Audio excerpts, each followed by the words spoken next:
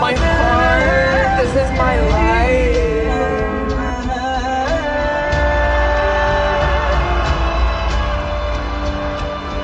My country, India is great. આ video skip ન કરશો, કારણ કે આજે આપણે વાત કરવાની છે એવી ઘટના વિશે જે આજે પણ ભારતના દિલને દુખાવે છે. Battle of Galwan. સલમાન ખાન જેવી મોટી સ્ટાર જ્યારે આવી રિયલ ઘટના પર ફિલ્મ કરે ત્યારે એક્સપ્રેશન્સ પણ મોટી જ હોય. જો તમને કન્ટ્રી, આર્મી અને રિયલ સ્ટોરી ગમતી હોય તો વિડીયોને લાઈક કરજો. આવી વાતો સપોર્ટ માંગે છે. ચાલો આજના વિડીયોમાં ટીઝર, સ્ટોરી, ઇમોશન્સ અને સ્ટાર કાસ્ટ વિશે બધું ડિટેલમાં વાત કરીએ. 15 જૂન 2020 લદ્દાખની ગલવાન વેલી. આ જગ્યા માત્ર પહાડ નથી, આ ભારત અને ચીન વચ્ચે સૌથી સેન્સિટિવ બોર્ડર છે. એ રાતે ભારતના જવાનો ગોળી વગર, બંદૂક વગર દુશ્મન સામે ઊભા રહ્યા. કોઈ બેકગ્રાઉન્ડ મ્યુઝિક નહોતું, કોઈ સ્લો મોશન નહોતું, ફક્ત હિંમત હતી અને દેશ માટે મરી જવાની તૈયારી. જો તમને લાગે છે કે આ ઘટના દરેક ભારતીયએ જાણવી જોઈએ તો વિડીયોને શેર કરજો. જ્યારે ન્યૂઝ આવી કે બેટલ ઓફ ગલવાન પર ફિલ્મ બનશે અને સલમાન ખાન લીડ રોલમાં હશે ત્યારે લોકો બે ભાગમાં વહેંચાઈ ગયા. એક બાજુ સલમાન ખાનના ફેન્સ, બીજી બાજુ સિરિયસ સિનેમા પસંદ કરનારા લોકો.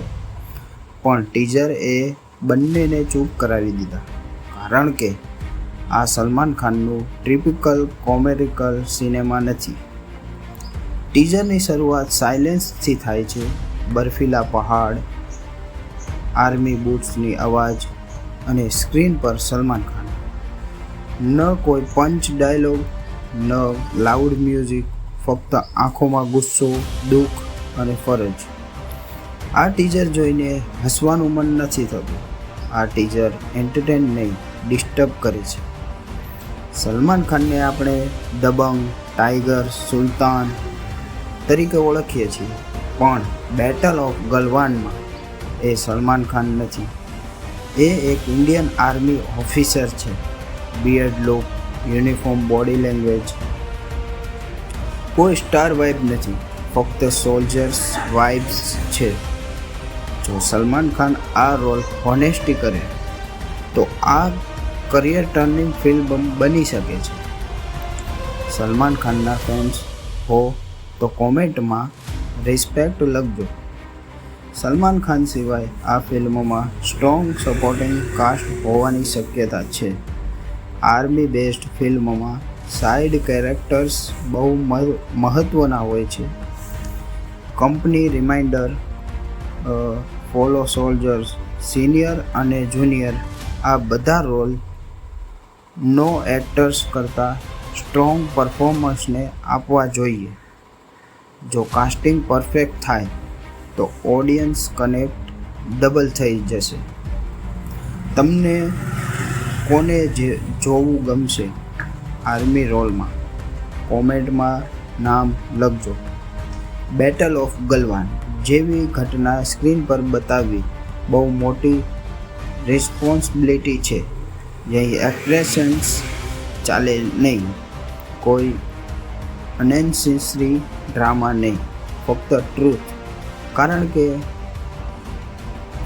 ફિક્શનિયલ હીરો નહીં, આ રિયલ હીરોઝ છે.